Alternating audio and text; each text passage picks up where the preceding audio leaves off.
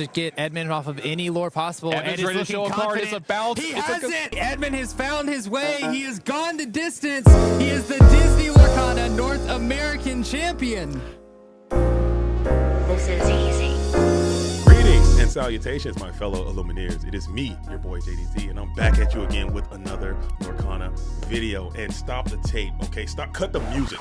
In the building with me today, I have one of, if not, the very best player in Disney Lorcana. And this is no exaggeration. In the building with me today, I have none other than DLC Fort Worth winner. In the building with me today, I have your North American Continental champion. In the building with me today, I have Ed, Chiu, Ruby Amethyst, icon living. Yo, Ed, welcome to the program, man. Thank you so much for dropping by. Huge fan. I'm sure you know this.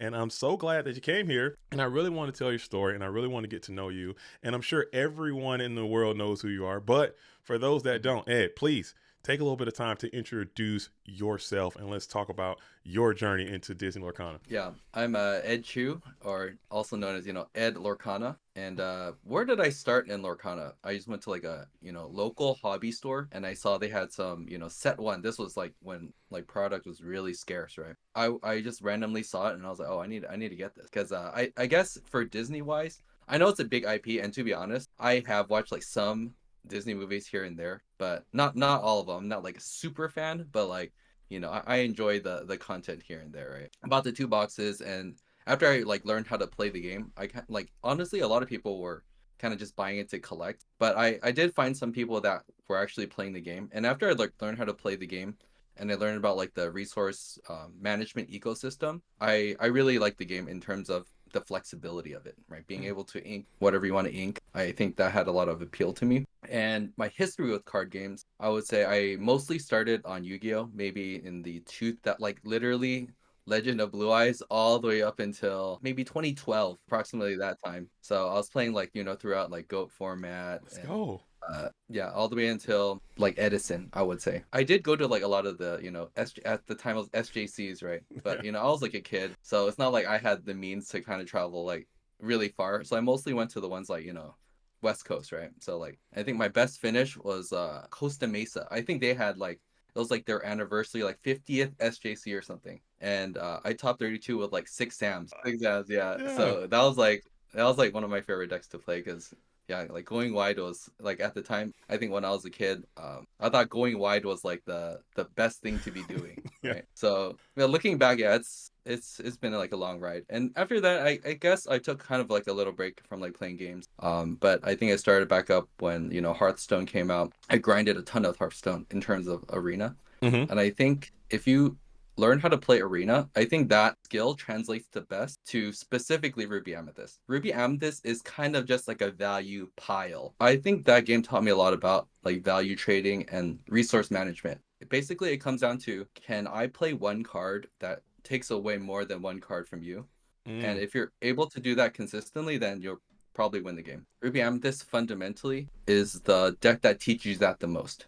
And I know like historically I've been like kind of ragging on people playing like aggro decks or aggro piles because it's like, you don't really learn about resource management in terms of like, oh, I need to like control the board, because you're more like, oh, let me turn my guy sideways. Obviously, that's like an oversimplification. In terms of being able to resource manage, I think learning these type of mid-range / control deck are the best way to kind of learn how to play the game. You're talking in terms of card advantage and tempo. I think those are skills that can translate from Yu-Gi-Oh. I never played Hearthstone, but I'm big into the Yu-Gi-Oh scene, GOAT format specifically. So understanding tempo, understanding card advantage are skills that can translate in. And you say that's what directed you to the Ruby Amethyst strategy. So can you just talk more about Ruby Amethyst and what else? Is there any other impactful things that deck can do that other decks can't do? Because a lot of people are down on Ruby Amethyst in set 6 and maybe going into set 7. Can you just talk about where that deck has been, how it got to the format it was in set 6, and then where do you think that deck can go into set 7? So back to the beginning, right? I think set 1, Ruby Amethyst, it was like one of those grind decks, right? You play like Magic Broom and you like send your card back and you try to, not deck out, and then you just play 60-minute matches, mirrors. And I think that wasn't really what the game was intended to be like. So I guess they kind of, quickened up the format a little bit in the next couple sets. And I think set 2 is really where Ruby Amethyst really took off with the Merlin bounce package, Tremaine, and from set 1 the Be Prepared, right, Dragon. Honestly, a lot of those cards still see play today because fundamentally they're just good cards, right? Like as soon as I read Tremaine, I was like, well, this card is so good. It's like Monarchs. You remember Monarchs? Yeah. It's like back in the day, you're like, oh, sack 1 Monarch, oh, so good. And I think that was like, I think Monarchs was like the like quintessential like +1. And when I saw like Tremaine and then later like Medusa, it reminded me exactly like Monarchs. Like you're just able to like get a very easy +1, and you can usually set it up in a way where you can get like a even more advantageous one. I guess the issue with Tremaine that people kind of see on face value is that your opponent gets to pick, but the secret is not really, because you're the one that decides when to play Tremaine, right? So you can always set it up in a way where you kind of remove the smaller characters first, or like wait for your opponent to expose them, and then you banish the big character. And also usually that pairs up with like Be Prepared, right? Be Prepared is really good at cleaning up all the small things, and then Tremaine usually scoops up the big guys afterward. So after set 2, honestly, that like the core of the deck was already there, and every set we kind of got like a little bit of stuff here and there, right? Set 3 introduced like the Medusa with the castle. Every set we had like a some small pieces added to the deck, and I think fast forward to now, I think a lot of people are down on it because like I think we literally got no new cards for the entire deck, right? I think historically the issue was that the 2-cost slot was a little bit weak, and Flynn did fix it a little bit, but he was never like a play for the board type card, and that's like the type of card I want, right? Like a Calhoun's card or like a Smee. I think it still kind of was good enough because it was able to like apply a lot of lore pressure. Everyone's obviously very high on like Sapphire Steel style decks, right, with the new Bell, a lot of new items. And I wouldn't say that Ruby Amethyst is, dead necessarily. I think it depends on what flavor Sapphire Steel that people end up playing. Let's say everyone ends up on these like Fishbone aerial style decks that, they're trying to lean on that ward, right, to win the game. And you can start punishing that with like, Be King Undisputed, Tremaines, because other decks don't really have these type of cards that you can use against Aerial. And I think that's what really drove me to Ruby over Steel, because I think that's basically the 2 type of decks that you can play, right? Obviously there's like other kind of aggros or discard, like Emerald X, like Emerald Amber, those type of decks, right? But I think fundamentally most decks are either Steel or Ruby based. And then Ruby is good because in the late game you can like banish basically any character that you want, and Steel is more like aggro / mid-range style in terms of it's conditional on how much damage you can do, right? Like Storm Rage on 2, and then Strength of Raging Fire, however many characters you have. Swords is 2. So it's like kind of, they like to do, 2 damage here and there. But Ruby is kind of unconditional. And I think what really brought me to the deck is specifically Be Prepared, right? Like, the dark hole of Lorcana. And dark hole is always really insanely good, right? And it's the same thing as Tremaine. It's like, oh no, you lose all your characters, but you get to decide when to do it, right? It's not like, you're gonna, I'm gonna do a bad exchange. Usually you're gonna look for a good exchange. Especially when you have like cards that can replace themselves, like the Diablos and the Rabbits and things of that sort. Mm-hmm. So I mean, usually you can, like, if your opponent is unsuspecting, you can get like 3-for-1s, 4-for-1s, and it's very similar to like the other card games that have like sweeper type effects.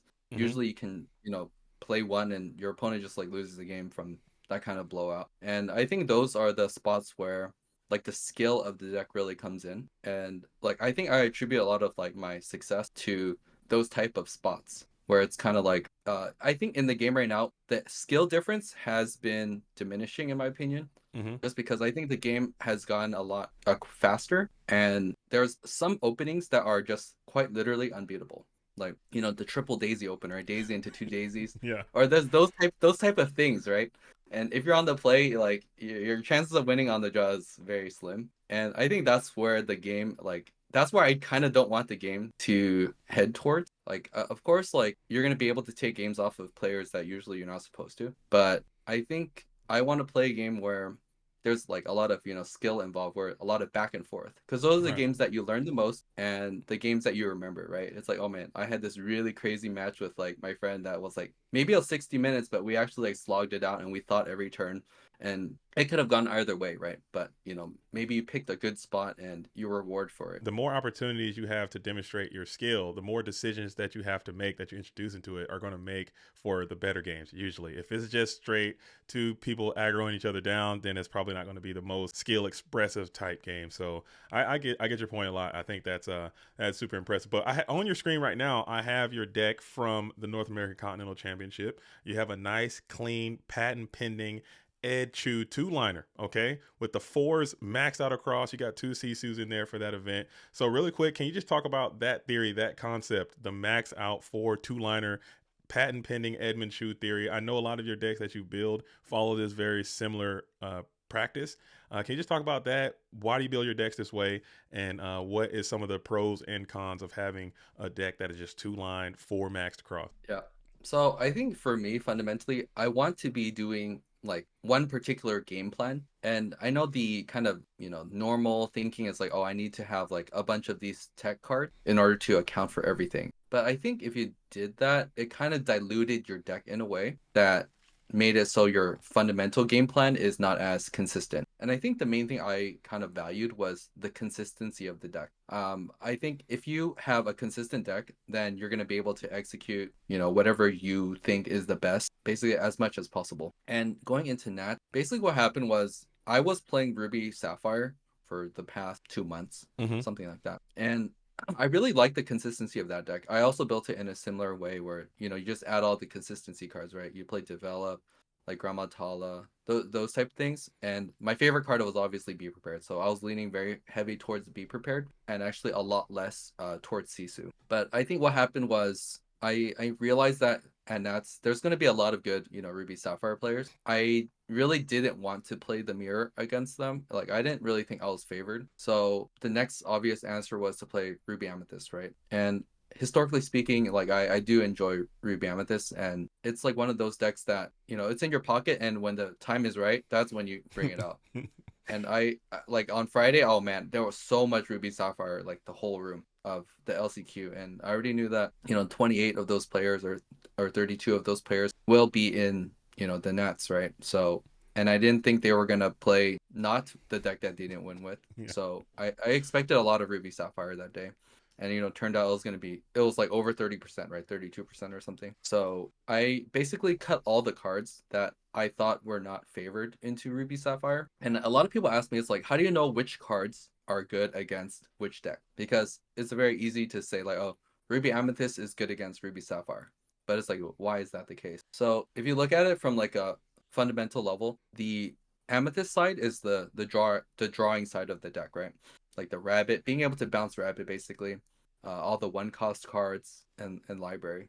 Library was like a new addition, of course, and I saw a lot of people play it at the LCQ that were playing Ruby Amethyst, and there was actually a lot of like blowout games where you just like play it on turn 4 or attach your 1-cost and draw 2 cards. I thought that was like so good, and I saw a lot of people just get tons of advantage off of that card. And if you think about it fundamentally, they also have to deal 8 to it, and you already got your guaranteed value. Yeah. And I think that was the difference between this card and Castle. Castle could potentially just be a -1, right? If they just like attack it and that's it. But Library kind of guaranteed you the card based on when you would play it, right? And I think that's another skill expressive card in the deck. Like when to play your Library and get the maximum value and put your opponent in a tough position. So Amethyst, fundamentally, I would say one of the best, premier draw engines of the game. Being able to play Rabbit. Also Friends literally Pot of Greed, right? And Pot of Greed is like insanely good. The Pot of Greed that you can sing. That's crazy. Yeah, that card is too good. Yeah, so it's literally it's like, great. Yeah, it's like very simple to understand, but fundamentally, it's a good card. Always +1, right? And then if you're playing Ruby Sapphire, their premier draw engine is Hiram. So what is the problem with Hiram? So the problem with Hiram is that you play it, and if you're playing against Ruby, they'll always have the Brawl, right? And I think Hiram specifically is the reason why Steel will never be as good as Ruby, in my opinion, because there's no clean answer in Steel to Hiram. Unless they start printing out stuff like, obvious power creep, like maybe a Zeus, but it's like maybe Sing 5 and it deals 6. Yeah. Maybe that'll fix Steel, honestly. It may just like make that the best color because the Hiram really is a big issue. And if you don't have that Brawl for Hiram, like that card actually like really, really runs away with the game. Yeah. Because you actually don't need to use any more ink, right? After you play it once, then you can start just questing with it, and then you draw 2 more cards after that. Versus like the rabbit, there's like pros and cons, right? Rabbit, you can always protect him, right? You can play it, bounce it back to your hand, draw the card. Hiram doesn't have that kind of luxury. Like you play Hiram, he's gonna be sitting out there, and then you have the brawl for it, and then potentially you run out of gas, right? And I think that's what I didn't like about Ruby Sapphire. Uncertainty of your draw, and sometimes you get bricked because of it. So the reason why I think Ruby Amethyst is favored against Ruby Sapphire is because you do have that consistency in draw, and I think in the finals you can see that very apparently. My hand was always like stacked, like Yeah. at least like 10 cards in hand, and sometimes he's just operating with like 2 or 3 because I was able to like starve him with brawl on the hero. That's basically why the deck is favored, and the late game you get to play Sisu. I think that's like the other addition that kind of fell out of the meta for a little bit. Like I played it in like Fort Worth, and it was like huge in that meta. Yeah, that was like the last swan song for Bucky Diablo, and fortunately for me, like the Sisu was able to help me get to the end. I think Sisu I think makes a comeback here just because besides just dealing with like Hurums late game, because once you get to like about 8 ink, you can ink your brawls and then start using Sisu, and then the Sisu is actually huge. Like being able to quest for 3 is very strong in this game, and it really like fastens the clock a lot. And it's also just very good in general against like stuff like Amber Steel, and I think Emerald Steel is also somewhat popular, right? Like I think Sisu was actually the main contributing factor to beating Zen in the top 4.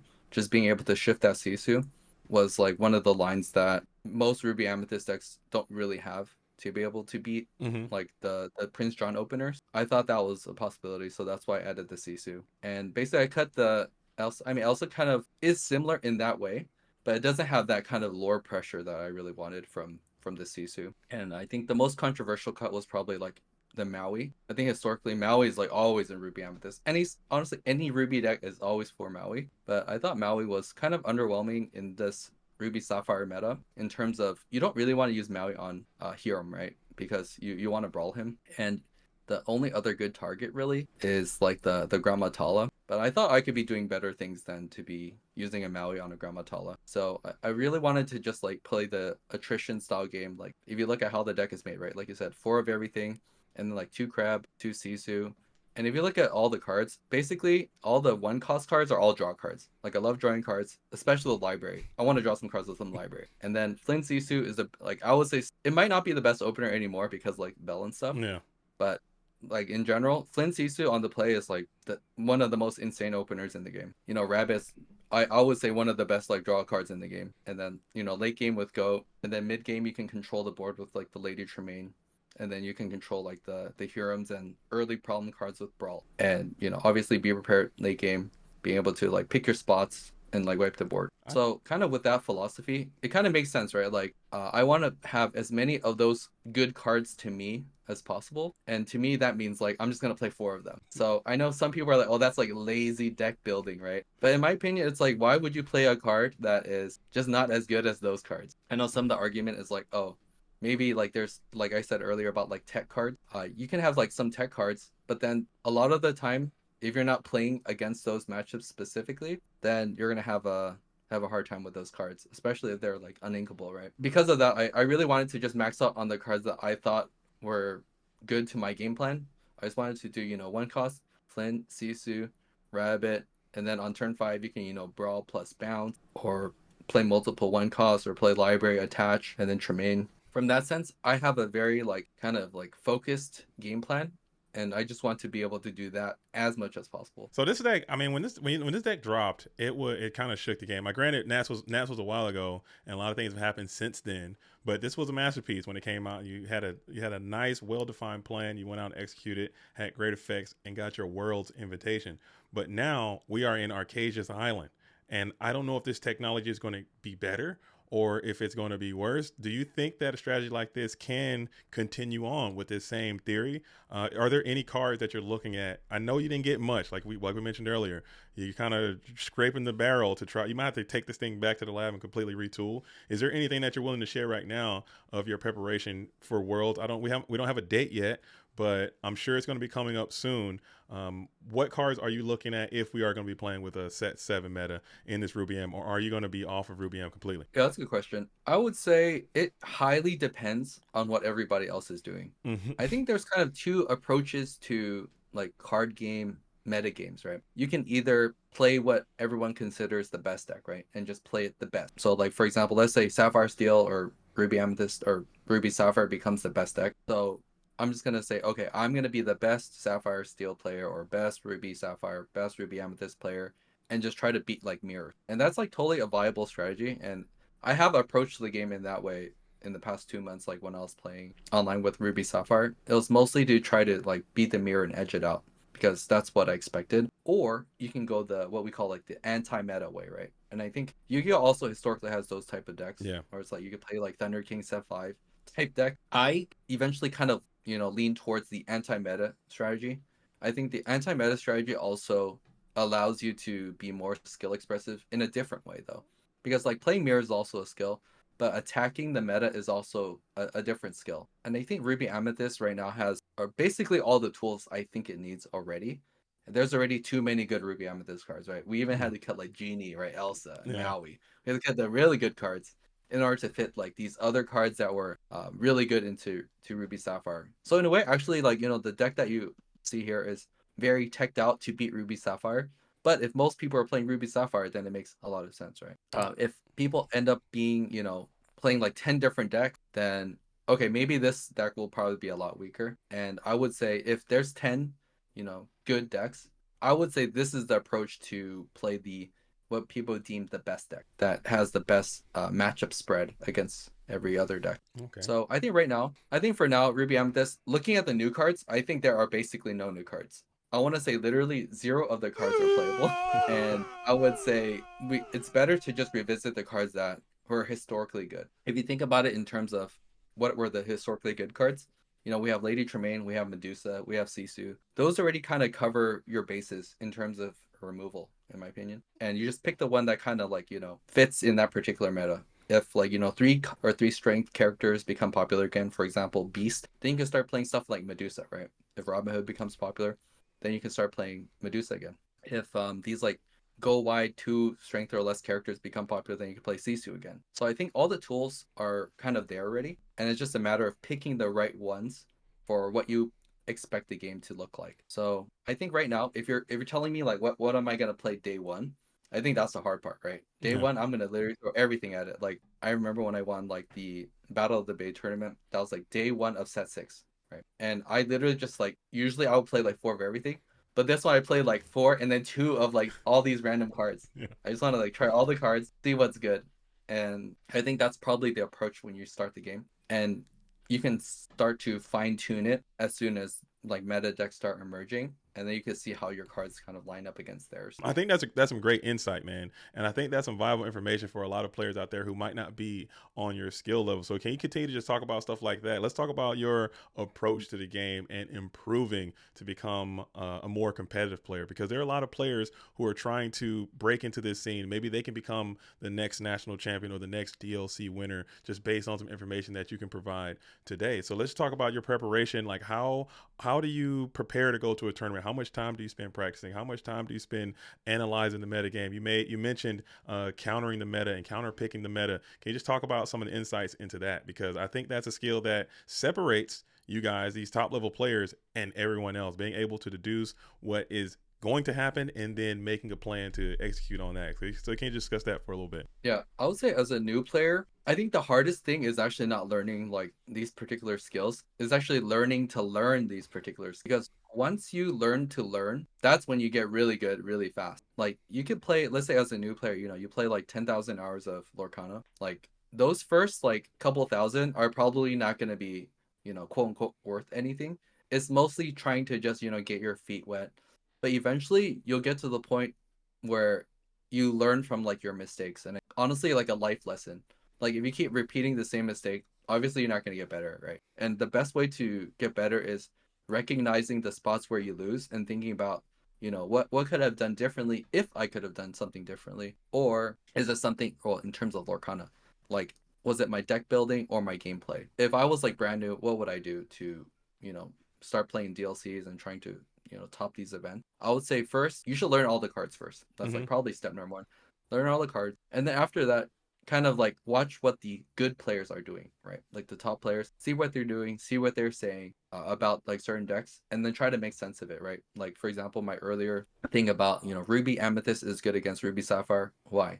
It's because the draw engine is just better. So if you're able to execute your draw engine strategy, then you're gonna win the game. And I think most decks have some kind of logic like that, right? For example, we can pick another one. Let's say, Emerald Amethyst versus like Ruby Sapphire. Like, why is Emerald Amethyst good against Ruby Sapphire? Because Emerald Amethyst is able to, play a lot of small characters that, Ruby Sapphire usually can't deal with until much later.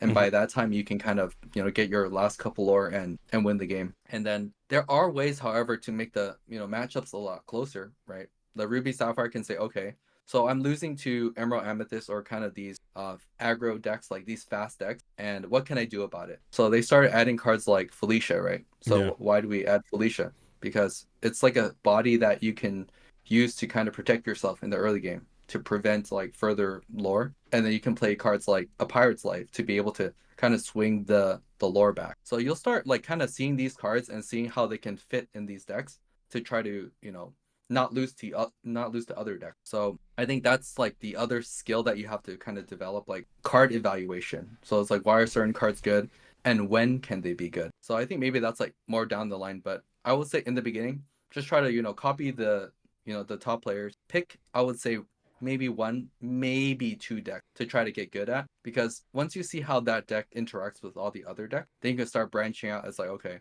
I've noticed I lost like whatever X deck, and I realized that the other deck probably would do well into the deck I was losing. Let me go try that one. So I would say first stick with like one or two decks, learn as much as you can, play it as much as possible, go on YouTube, just watch the good players, see what they're saying, and then eventually you'll get the hang of it, right? Like usually there's a flow in the beginning of the game, and once you learn the flow, then you can start actually learning about like the heuristics of the game. So I would say after the first 4 or 5 turns, it comes down to like, what is my game plan? And I think there's a really good article. It's like a really old article in Magic. I think it's called like Who's the Beatdown? Especially if you're like a new player, I think that's like the quintessential like TCG article. But like to summarize, it's like, what is your role in this game? And everyone has a role, like whether you realize it or not. And usually you're either the beatdown or the person trying to control the beatdown. Like boxing, right? Like the Floyd Mayweather defensive style. That's like the control style, right? Or you're the aggro, like the guy that's just trying to like, punch as much as possible, like as efficiently as possible, right, to win. So every time you play the game, you have to acknowledge that you're the guy punching sometimes, and sometimes you're the guy that's defending. And then I think once you kind of think about the game that way, it makes a lot of sense what your next move should be. Because sometimes you're like, okay, am I getting beat down? Okay, I need to make sure I don't get beat down. And then eventually, I'll, people call it turn the corner. And then now I'm starting to like punch you. So I think makes a lot of sense in that, you stop the beat down and then you start beating them down, right? And I think once you think about the game in that sense, I think all the matchups actually make a lot of sense. If you literally put any deck against any other deck, you can already say instantly, oh, who's the beatdown? And even in mirrors, that's when like the game gets like a little interesting, because not all decks are the exact 60. Like Ruby Sapphire to Ruby Sapphire, there's like DKP's deck that was running like the main deck manner, and obviously his was like more of the beatdown type of deck versus like the traditional version of Ruby Sapphire that was playing Tamatoas, Maleficent Dragon. Those are obviously the ones that were trying to control the beatdown, because usually it comes with like these higher cost characters that take a little bit of ink to play, but when they come down, they're really powerful. Versus just being able to like, play a lot of like cheap, efficient locations, characters. You're usually the one that's trying to win really fast. So you're just you're literally coming out swinging, and then the other guy is just blocking, waiting for his moment to kind of counterattack. Nice. So I think once you think about it like that, I think Lorcana makes a lot of sense, and a lot of card games and strategy games are kind of like this as well. Okay, so you guys out there, you better listen. Okay, this is coming from a 2-time Mickey winner. This is coming from your North American Continental champion. That's some information that you gotta lock in for. 'Cause that's some good stuff, man. And hopefully you guys can get better at that. But while I got you here, champ, I need to continue to pick your brain, because I want to get into your mindset, man. When I see a lot of people play Lorcana, it's usually like this hunky dory, fine, let's all have fun kind of vibe. That's not the vibe I see when I see you playing. It's super intense. It's super intimidating. I mean, I just remember from the top four of the North American Continental Championship, you got two powerhouses, you and Zan, staring each other down playing. And there's this one image that I just can't get out of my head where you're just locked in, staring them down, eyes. I'm like, dude, this is a different game. They're playing a different game. Can you just talk about that? What's that all about? What's the intensity all about? And is that something that you are trying to project, or is that just how you naturally give it up when you're locked in? Yeah, so I a lot of people ask me about that, and I think it's just yeah, when I play Lorcana, like when I'm like, how do you call it, like locked in, Yeah. I'm just I'm in the zone, right? Like I'm just trying to think what is my best possible play, Mm-hmm. and I think that's what I appreciate about these, high level games. That your like good opponents really bring out the best in you, and I would say how good you are highly depends on who you get to play against on a regular basis. And I feel like I'm very fortunate to be able to play with like all these top players, right? Being able to perform well, and it really helps you get to the next level. And if I would say playing at locals is obviously step number one, right? Mm-hmm. Got to get your feet wet, play with, just play as much as possible. But eventually there will be a point where you would probably stagnate if you were just playing against like the same players over and over. And like it would actually take, playing with the best players to be able to get to that next level. And I think that's probably the hardest part, breaking through if you don't really have a lot of trading card game experience. It's like, how do I get into these circles of like all the best players? And usually it will take you probably a couple tries, or unless you're really good at card games, and I don't have to tell you, but if you're really new at it, I would say it probably will take you a lot of hours of, learning from your mistakes, learning about matchups. And then eventually, over time, if you are on the right path, you will like top one of these events, and then you'll play against the top players. And then those are the ones that you'll learn from the most. And I would say Zan, yeah, of course, most people, tout him as the best player in the game, right? Mm-hmm. And every time I played him, I have learned a lot in terms of being able to make the optimal plays, or even like deck building in terms of, these cards work really good against him. Maybe I'm onto something. So in that moment, I remember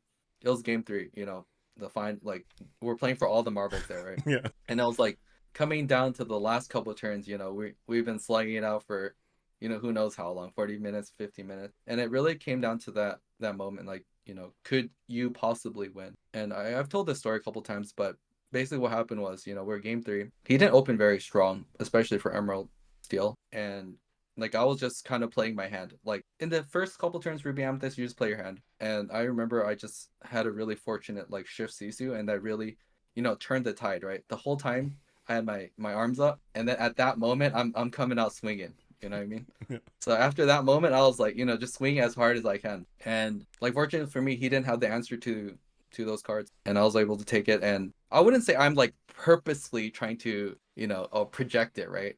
I think in that moment, you just kind of forget about everything. I would say, like when you're locked in, you're just like, all I'm trying to do in this game is to try to figure out what the best play is. And I think that's one thing that a lot of people can learn. I would say I don't think it's necessarily about winning or losing. I think that's kind of results oriented in a way. I think it's more about, did I make the right choice? If you make the right choice more often than not, you'll probably win. And I think that's kind of the philosophy I kind of follow. I don't focus on winning. I focus on making the right decision. And if you make the right decision over time, you'll also get better at that, and the results will come. That's dope, man. Again, wise words, man, from the champ, dude. You guys need to lock in. You guys need to pay attention, dude. Get some intensity about you. I love to see it. I love to see it. But you mentioned something that was that kind of caught me, though. I do these interviews a lot, and again, I thank you so much for coming by and doing this. But I always ask, who is everyone's top player? And more times, you're correct. Everyone does say Zan. But what's really surprising to me is that a lot of times they don't say you. What is the deal with that? I for some reason I do feel that you are one of the most underrated players. I think in Lorcana, if that makes any sense, you are a national champion. You have several significant victories, to include another DLC, Battle of the Bay, set champs, everything you can imagine. You've done it all, but still people seem to leave you off of these lists. Can you just talk about that? Does that affect you at all? Is that something that you can hear? Is that something that you think about? Or what are your thoughts on that? Because I got you in the top. I got you in my top 5. Like, what are your thoughts on that people don't rank you as highly as you probably should be? Or does that not even matter? Personally, to me, it doesn't really matter. But I think it's like I would say a lot of the when we talk about who are the top players in the game, Mm-hmm. I think a lot of it is kind of like a popularity contest in a way. Mm-hmm. I remember I got like ninth in the voting for like the first LCCC, and I think even though I had like the DLC win already at the time, I think it came down to like how was your presence, your social Yeah. presence. And I think like you said, I very undervalued my social presence, and I think it's something that you're probably right. Like I don't put up too much into it, and that probably contributes to it. Besides like Lorcana, right? I still have like other life priorities, but Lorcana is still one of my top priorities that I try to put a lot of time into, right? Of course, from like grinding and just trying to learn. But I think a lot of it does come down to that. Maybe I'm wrong. To be honest, this is just my opinion. Mm-hmm. I think a lot of it is the social presence, and I know a lot of the Labyrinth, like now Maelstrom. I know you just joined. Yeah. Congratulations. Thank you. Yeah, but like they have that like on lock, right? They have like a lot of social presence, and I think it helped a lot in that sense, like being able to work with the community and just putting a lot of content out there, coaching, etc. And I think that does have a lot of value in terms of like how people kind of view you, right? So I think that probably has a lot to it. And like I'm still like a relatively newcomer to like what we call top players of Mm-hmm. a game, right? Like before this, I only like had like maybe one SJC top, and I'm just like kind of silently grinding. I think that's kind of how I would call it. I'm just a silent grinder, right? Like I don't put a lot of value on like, oh, let me go for like fame or prestige. I think for me a lot of it is just I enjoy the games that I play, and I'm okay, kind of doing it in silence sometimes. And sometimes that's what you have to do. And I think another player that I view very highly is Zach Bivens, and I think he has a very similar kind of style in terms of like, yes, he's also very like famous, popular, people like him, but I think ultimately he also is like a silent grinder in a way. Mm-hmm. Like when you ask him like, who do you test with, he's like, oh, I test with myself. And I know that sounds like really crazy, but I think that's probably one of the best ways to get good as well, right? Being able to play both sides of the matchup and just trying to figure out every angle that you can approach it with. And that's something I really do respect. So I think it comes down to, if you put yourself out there, people will probably respect you more. And I would say that's something I could probably do. Oh, But for sure. that's You guys hear here first. The Ed Chiu podcast coming soon with Ed Chiu and the Tien Ho gang coming out, bringing you guys some of that top level lore. Stay tuned, like and subscribe for Ed Chiu. It's coming soon to you. No, I'm kidding. I'm there kidding. you go. But No, actually though, yeah, No, you're right. Yeah, it's I mean, gonna- actually, why yeah, not? you're Why probably not? right. Why Yeah. not? I mean, why not? I Yeah. honestly think you're missing an opportunity if you're not doing that, especially in this day and age. Yeah. But I do got to ask, Champ. You mentioned Zach Bivens. Who are the rest of your top five? If I got to ask you, not name Ed Chiu, who are the rest of your top five Lorcana players in the game right now? Top five. I mean, of course, Zan. Like Zan Okay. always brings out the best in me when I play with him, and I think that's the thing. Like when you play with him, I think it's something you mentioned where it's like you have that presence, right? And every time you play Zan, I think that definitely has a factor in it. Anytime anybody plays with him, he just has this kind of presence about him that he's like, very calm, collected, cool about it, and he knows what he's doing. So for sure, Zan. I would say DKP, also very consistent player. One of the best in the game, most consistent tops. Mm-hmm. He has two Mickeys as well. Qualify for Worlds now. Yeah, DKP. Zach Bivens, also historically very consistent in all the DLCs. Top like one seed like multiple times, and he also got his Worlds invite Nats, right? So a very respected player. After those three, I would say there's quite a like, to be honest, there's not a lot of like names that are like popping to me immediately after that. Mm-hmm. But those three for sure, I would say is in the top three. I think for me, like if we're talking about of all time, Yeah. I would say there's a guy, his name was George, and he used to play Ruby Amethyst, and to be honest, he's like the guy that I learned the most from back in like set 2, set 3, Ruby Amethyst. And I would say he kind of, I mean, he eventually quit the game, right? But I think he taught me the most about like Ruby Amethyst fundamentals. And I think if he were to keep playing, he also had a Nationals invite after he topped in Chicago, but he ended up not coming. I think he was actually the only player that actually didn't end up coming.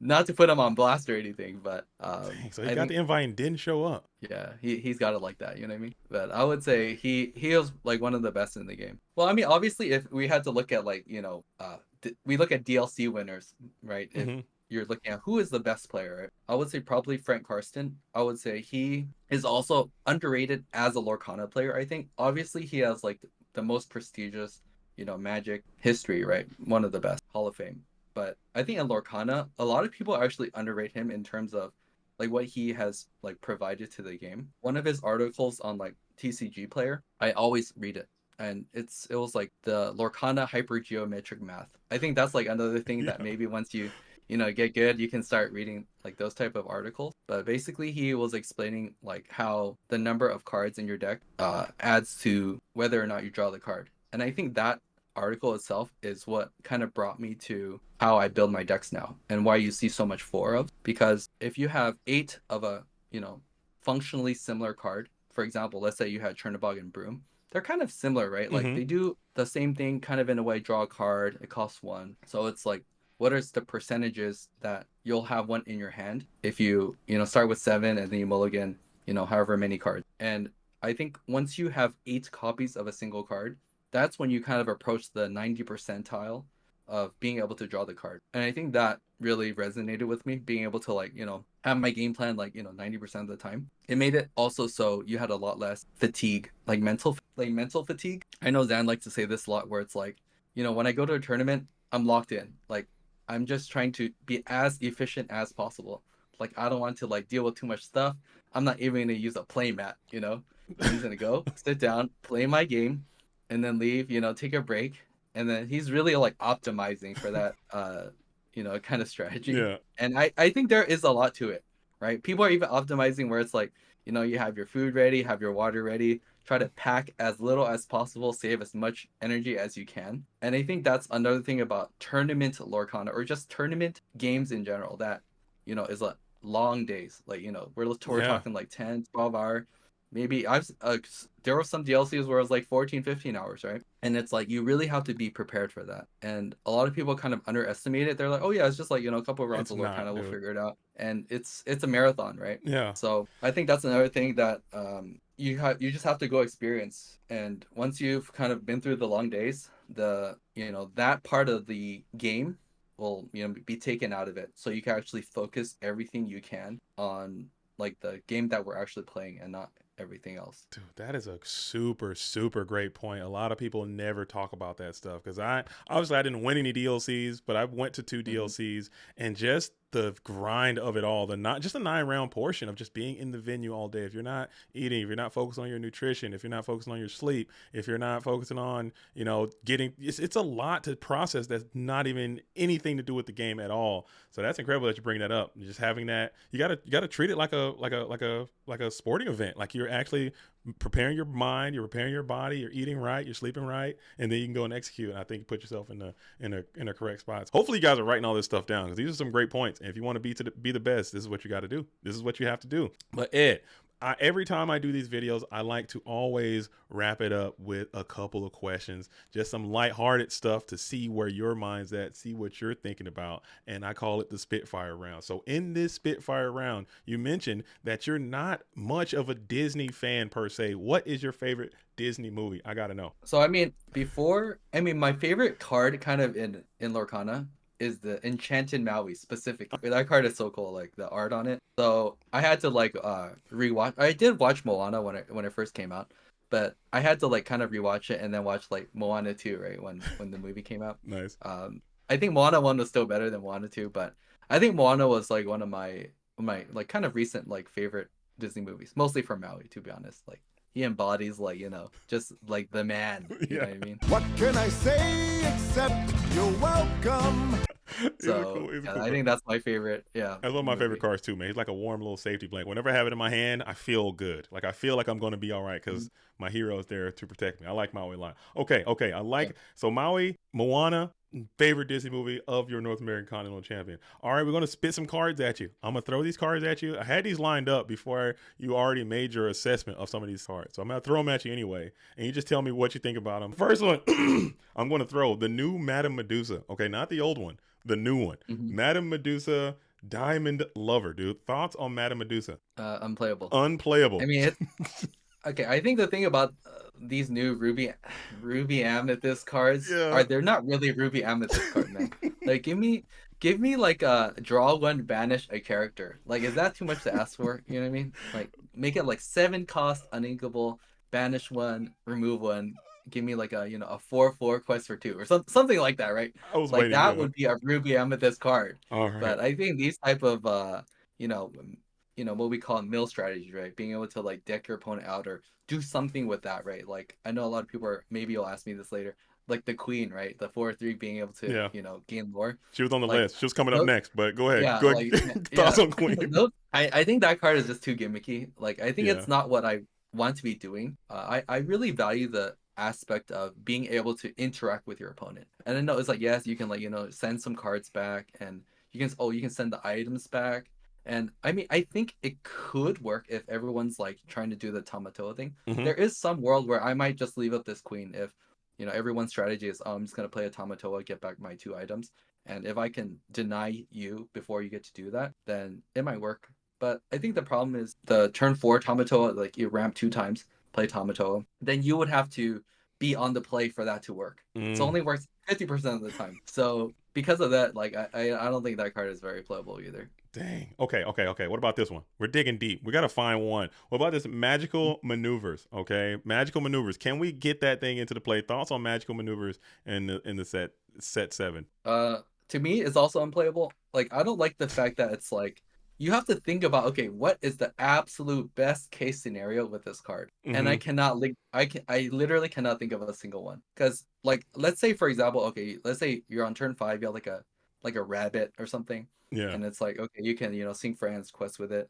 Then you play magic maneuver, bounce it back, exert something, and then you also need something else to like challenge with, right? Yeah. The exotic character that comes out, and usually that's also like quite rare. Like having your guys survive, usually it's like a back and forth exchange, and a lot of the time you actually don't have anything good to kind of bounce back and challenge. So it's like it's very contingent on you having at least 2 characters, one of them being able to like challenge well, and the other one being like you have to have some value from bouncing it back to your hand. So I think it's just too situational, and I think a lot of like for newer players, a lot of the cards can seem like they could be amazing. Oh, what of this? What of that? But I think a lot of the time, let's think about what the average case scenario is. And if you can't really think of like, oh, I want to do this most of the time, you probably don't want to be playing this card.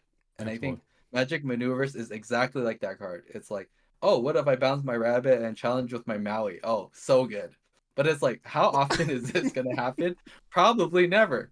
So if that's the case, then I think these type of cards are kind of what we call like a trap in that yes, there's a magical Christmas land somewhere, but usually that it doesn't really come that often. That's your North American champion. He's ruining your dreams out there. Okay, don't stop dreaming. Get out there. Get out there and make it happen. No, I'm kidding. I'm kidding. These are great points. These are great points. But I just want it to work, man. It's got to work. And just it probably isn't going to work, but we could try. All right, we're going to go back to some staples. You mentioned a couple of these earlier. I'm going to talk about the library. What do you think about the library? Can you just elaborate on that one more time? Is it going to be playable still, or is it on the way out? Oh, I think library will always be very playable, and I think it's just because it's a new discovery. Like personally, I think before, I think it was a very underrated card. Mm-hmm. Like a lot of people are like, oh, I just like want to play castle. I want to draw like 3 cards at the start of my next turn. But as the game kind of progressed, it made it way harder to do that. Like a lot of decks just got either way faster or they had way more efficient removal for your character. So because of that, it made it so sticking your characters and your castle was also like one of those things that were kind of unrealistic now. Mm-hmm. But back then it was a little bit more realistic. So I think it's another one of those scenarios where now we have to find more, common things we can do. And I think library fits this particular deck very well because there's those 12, 1 cost cards that draw a card. And then when you put them in the library, you can draw 2 cards. So I think because of that, if you build your deck in a way where they, quote unquote, synergize in a way, then the library will be like perfect, right? Being able to set up the library is, I think, a lot of the hard part of playing the card. But as long as you have cards that you can put inside the library and get additional value, I think that card will always still be really good. Absolutely. All right, the last card we're going to talk about, because you covered my Maui. You already hit Maui. I was going to put Maui in here, but I'm going to replace Maui. We're going to talk about the 3-cost Sisu. Okay, what are your thoughts on this card? Do you think it's still going to be playable? Do you think it is broken, or is it going to be cut? Yeah, so I would say how I evaluate these cards are based on the cost of the card and how they line up with everything else in the game. So like let's look at Sisu on turn 3 specifically. I think most of the time it's going to be at least, 4 strength, 5 strength, sometimes even 6 strength, where people are not really doing anything or drawing cards. So if you think about it in that sense, it's a 3-cost 6/4 that quests for 2. So what card in Lorcana is even on the same spectrum as that card? So let's look at some of the other cards in that same slot, right? Like let's look at, doesn't even have to be the same color. So let's say, for example, like Lawrence, right? Yeah. Lawrence is a 4/4 quest for 2, but if he gets damaged, then he's 0. And I make the joke a lot where it's like, oh, Lawrence, you mean the 0/2 that quest for 2? Because it's always get shot by, something from steel for 2, right? And it's particularly bad there. But if you kind of like look in that sense, all the other cards kind of have the downside. Like even looking at the new Giant Cobra from set 7, it's a 4/4, yeah, but it has like that illusion kind of downside, right? Like if you target the vanish downside, where if it gets targeted, it gets banished right away. And it's the same issue as Lawrence. If you get hit by, let's do Storm Rage on, or honestly any of the cards or any of the steel removal, it gets banished. So I think because of that, the 4 willpower on it is very strong. I think in the future, being able to contest like Bell is very important.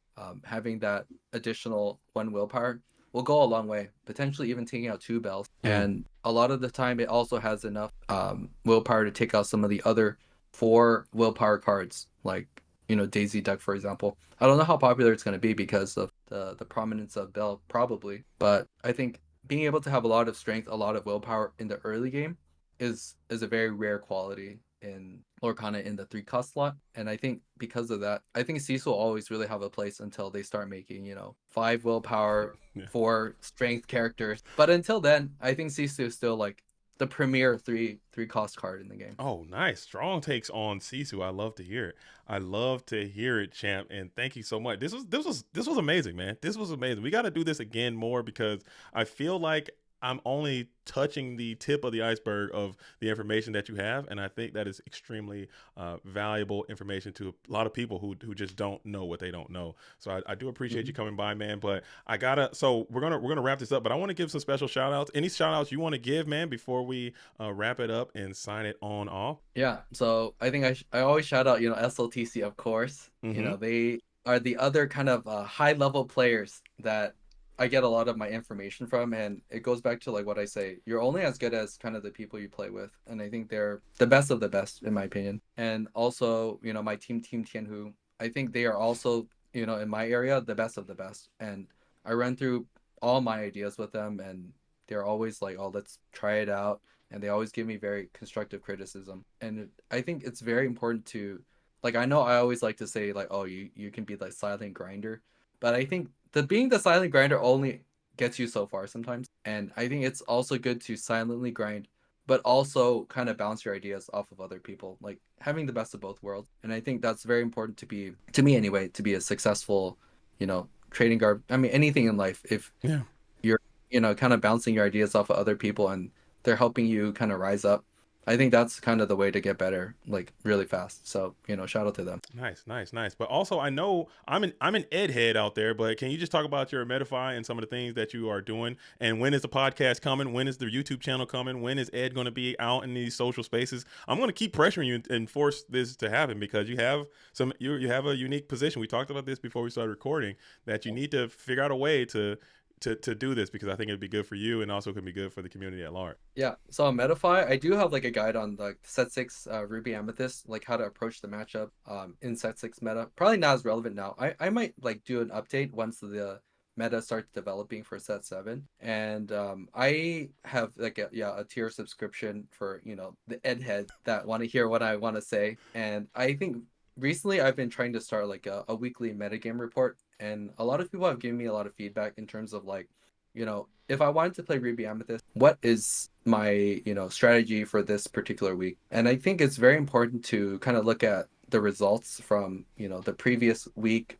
because I think that game moves really quickly, especially during DLC season, set champ season. A lot of new developments happen on a sometimes even on a daily basis. So I really wanted to help the community in terms of being able to provide my insight on what I think is the most popular deck. And if you wanted to play certain decks, it doesn't even have to be Ruby Amethyst specifically. I wanted to kind of present some cards to approach it. So, for example, I think I did like a post before for everybody that DKP won, like with the McDuck Manor Shark version of Ruby Sapphire, and I was basically like, well, if you want to beat this deck, there's two fundamental things that you need to figure out, like how do you beat Shark and how do you beat McDuck Manor, and I kind of presented all the cards in every single color combination that were good against those cards. And if you were to add those cards into your deck, then it'll probably increase your percentage points against that deck. And I think it makes a lot of sense. If you see a lot of the deck, you need to have a good game plan. If you don't have a good game plan, you're not going to win, most likely. So I think that makes a lot of sense to me, being able to help in terms of, all the colors of Lorcana. How can you approach the game if the meta is this way? Nice. So you guys make sure all the links will be down to the description, so you guys can get down there and check it out. And make sure you guys follow Ed on X and all the social medias, and we're going to keep pressuring him to get this YouTube thing started. So I won't take your feet off the fire, champ. But again, I want to congratulate you for your North American Continental Championship victory and all of your success in Lorcana. And I want to oh, look at that. Look at that. Look at that. Look at that. That's gorgeous. Shiny. That's actually nice. Yeah. I like that. I like that, man. And I wish you Keep all up the the best Karsten. in the Worlds tournament. I know Worlds should be coming up soon, man. Congratulations on your invite to that. And do you still have all your enchanted cards? Did you vend those, or do you still have them? Oh, I have them literally right in front of me. Get out of town. Can you pan? Can we get a show? Look at that. Look at that. Let's go. Let's go. Let's go. Look at that. Look at that. Look at that. Look at that. Look at that, man. You got a 10? You got all 10s? Yeah. All 10s, yeah. Get that. Let's go, dude. I got all 10s on them, Nice. Are you gonna try to move them, or are you gonna hold on to them? I'm enjoying them for now, and we'll see what the future brings. But yeah, for now, like it's kind of like in a way a trophy to me. Yeah. Like every time I see the trophy or the cards, it's like how far I've come in the game, right? I worked really hard in the game, and I think another thing is like just because you work hard doesn't mean you're gonna get far. I think it's a combination of also being able to like work smart and like setting yourself up for success. And like there is definitely some parallel universes where like I'm not the champion in either the DLC or the Nats, but I think definitely I feel like I try to set myself up as well as possible to be able to win. And I was just fortunate enough in this universe that I was able to do that. So True. Yeah. And I think it was really good, man. I think you're a great champion. I think you wear it well. I think just based on this video, I've learned a lot already for myself, and I'm sure that everyone out there watching has learned something as well. So guys, make sure you get into the comment section. If you have any questions for the champ, make sure you put them out there. Maybe he'll see them and be able to respond to you guys. But also while you're down there, please go ahead and hit the like button and subscribe to the channel, as will help me greatly as we're on our way to 1K subscribers. Champ, do you have anything else you want to say before we wrap this thing up and sign it on off until next time? Yeah, shout out to JDZ. Like I think you're one of my favorite commentators. Thank you. Very energetic, and I think you learned the game really quickly. Thank you. And I think it helped that you probably were surrounded with like a lot of good people that help you get up to speed really quickly. And I think you add a lot to this game in terms of the community aspect and the commentary. You know what, champ? I'm just thankful you even know who I am, man. I do appreciate that so much, and I'm on the grind too. I'm on a different grind, but I'm on my own grind. And maybe someday I'll be staring you down in the final tables. It's not too late. Maybe it's too late, but it might happen. So look out for me, because I'm going to be up there soon. We'll see. We'll see, champ. But well, my fellow Illumineers, that's all I have at this time. As always, I'm JDZ. I'm on a quest. Until next time, shout out to the real ones. Salute to the OGs. Peace.